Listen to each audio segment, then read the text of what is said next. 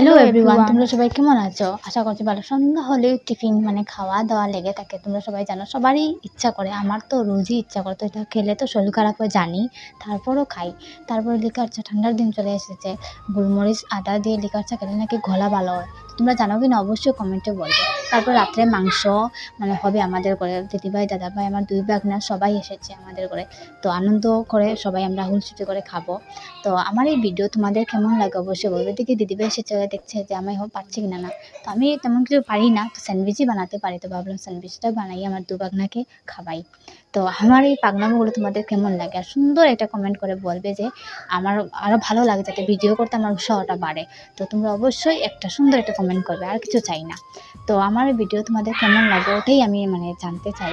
তো তারপরে আমি নিজে আবার প্রশংসা করলাম যে খুব ভালো হয়েছে।